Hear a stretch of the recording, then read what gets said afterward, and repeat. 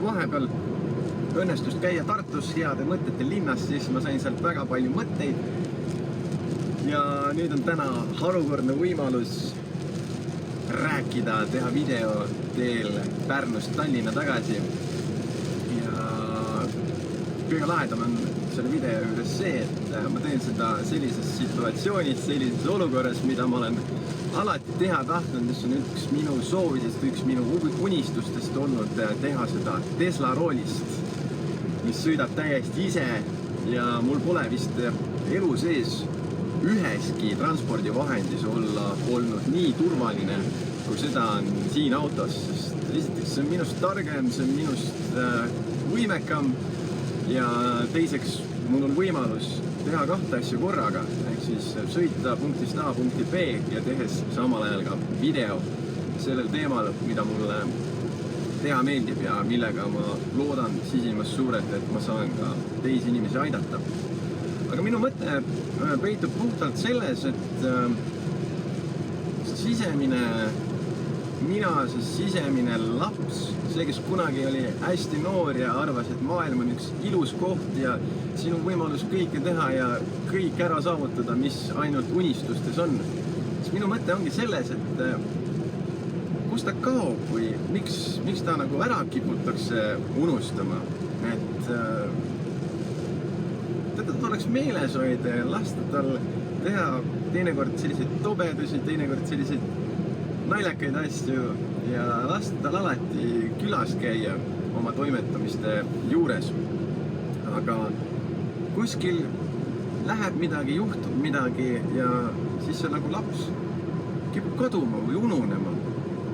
Ma mäletan seda aega, et kui ma mõtlesin ja avastasin järsku, et okei, ma olen nüüd saanud nii ja nii vanaks, aga mis siis vahepeal juhtunud on, mis meenutasin ja ikkagi tuli neid vägevaid mälestusi meelde.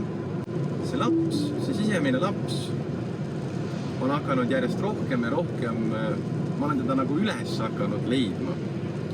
Et siis, kui ma see kõige tumedam aeg oli ja kõige selline ebameeldivam aeg, siis ta kippus alati kuskile ära ununema.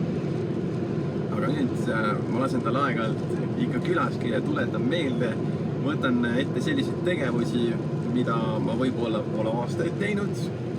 Et näiteks sellised olukorrad, mis võib-olla panevad nagu südame kiiremini käima, tuleb veidikene adrenaliin ja võib-olla selliseid asju ma tegin ainult lapsena. Ja kui need nagu praeguses vanuses ka teha, siis see on nii värskendav, nii palju sellist elujõudu andev ja üleüldse, kui ma mõtlen selle aja peale, kui mul väiksemana olid igasugused unistused, igasugused eesmärgid, mida ma tahan saada ja need olid tihtipeale sellised, mis ei olnud üldse tegelikult käega kasutavad. Aga üks asi, mis lubas nagu nendes olla või neid nagu esile kutsuda, oli minu fantaasia ja ma tõepoolest uskusin iseendasse, et see on võimalik. Ja siis tuleb mingi hetk, on see, juhtub elu, kus need asjad nagu kaovad, võib-olla kaob see usk ka iseendasse natukene. Ja siis ma mõtlen selle peale, et nagu, kui ma suutsin kunagi uskuda jõuluvana, näiteks kuskil, ma ei tea, 10-aastaseni vähemalt oli mul see uskumus sees, siis miks ma ei peaks suutma uskuda iseendasse kas või 10 minutit? Et see tundub nii veider, et kuidas nagu väiksemana oli kõik võimalik ja ükskõik, mida oli vaja teha ja piisas ainult mõttest ja tegelikult need asjad said tehtud. Alustades näiteks püstolist, võtsid mingi puudoki ja tegelikult sul oli juba see olemas, see idee, see alustala, et saada see kogemus kätte, milline see päris asi võib näiteks olla tegelikult. Ja näiteks kui ongi vaimse tervise haigus, depressioon, sellega kaasnev ärevushäire, siis tegelikult väga paljud asjad võivad ka mõjutatud saada, et just nimelt need unistused, just nimelt need eesmärgid ja üldse see usk iseendasse, sest on toimunud midagi väga traumeerivat ja sealjuures jääb saatma mõte, et huvitav, kas kõik üldse läheb kunagi enam paremaks või jääbki ainult selline tuim olek, mis on selle depressiooniga. Igal ühel on see täiesti erinev, et siin ma võinegi neid loetlema jääda, neid sümptomeid ja selle oleku iseärasusi. Mõte on lihtsalt selles, et kui juhtub halvasti, siis see ei tähenda, et nii jääbki elu lõpuni kestma, vaid alati on võimalik alustada uuesti, millisel kujul on igaühe enda teha täielikult, enda võimaluste järgi, sest kasvada on alati võimalik. Ja ebaõnnestuda on täiesti loomulik, sest sellest ju õpib tegelikult ja ebaõnnestumise eesmärk tegelikult ei olegi ju tekitada hirmu uuesti proovimise ees, vaid just saada tarkusi, õppida, mida teha ja mida mitte teha ja mida teistmoodi teha, mida paremini teha. Et see kõik tegelikult õpetab. Ja kui ma mõtlen enda peale tagasi, siis minu näiteks üks hirmudest kunagi oli see, et huvitav, et mida nagu keegi teine minust mõtleb või kui ma millegis ebaõnnestun, huvitav, et millist mõju see avaldab nagu teiste suhtumises minusse. Aga nii lahe, kui see ka pole, siis igal ühel on tegelikult enda see murekandik, mille üle iga päev muretseda. Et see, mis inimene ise teeb kuskil keskkonnas, kui midagi juhtub, kui midagi läheb valesti, okei, võib-olla keegi korraks märkab, aga siis läheb aega mööda ja keegi ei mäletagi võib-olla enam seda, mis valesti läks või mille pärast ise ennast nagu viletsalt tunned. Kõik on nagu möödu selles osas, et kui on hästi, see läheb ka üle, kui on halvasti, see läheb täpselt samamoodi üle. Ja inimene ongi üks selline lahe olend, et kui ta tegutsema hakkab, siis ta võib saata väga paljusid asju korda, eriti siis, kui ta on õiges keskkonnas, kui ta on õmbritsetud õigete inimestega, kes oskavad anda konstruktiivset tagasisidet, konstruktiivset kriitikat, et kuidas võib-olla areneda paremini, mida üldse teha, kaaluda erinevaid võimalusi. Ja üldse nagu see suhtlus, erinevate inimestega kohtumine, erinevates keskkondades käimine, reisimine, et kõik sellised asjad sinna juurde, et need nagu avardavad seda minapilti ja üldse selline arusaam maailmast nagu muutub teiseks. Ja see valiku tegemine on ülimalt lihtne, et hakata kuskil paremuse suunas minema. Teine asi on see tegutsemine, sest selle tegutsemise juures võib juhtuda see, et tulevad ebaõnnestumised või siis uue harjumuse või uue põhimõtte elluviimine saab tagasilööke ja saab võib-olla selliseid tagasilööke, kus mõtled, et milleks üldse üritada.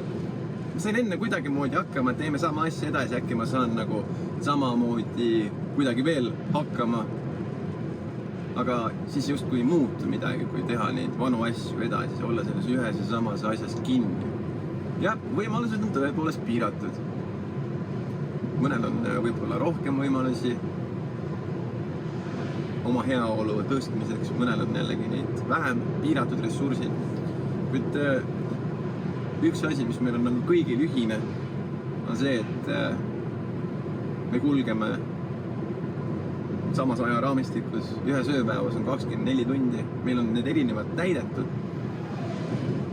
Ja kui treenida oma aja planeerimisoskust, siis on nagu väga palju asju võimalik korda saada. Muidugi inimese kärsitus on see, et kui midagi ette võtta, siis ma tahan tulemust kohe näha. Et näiteks kui inimene on vormist väljas, siis esimene mõte on see, et käin korra jõusaalis ära, aga kus lihased on. Et see distsipliini tekitamine, et see järjepidevus ja mitte võib-olla keskenduminegi sinna lõppeesmärgile, vaid jagada see suur eesmärk nii-öelda väikesteks eesmärkideks ja tähistada neid väikeseid võite, mis seal nii-öelda suurte etappide vahepeal on. Sest meil igal ühel on omad soovid, omad unistused, mida ellu viia. Aga kui keskenduda sinna nii-öelda reisi lõpp-punkti, et kõik, mis jääb vahepeale, jääb ju nagu nii-öelda märkamata ja sellest võib teinekord isegi kahju olla. Et näiteks inimene võib-olla ongi alustanud oma uut teekonda ja tal on ainult see lõppsiht peas. Et see lõppeesmärk, mida ta saavutada tahab, mida korda saata.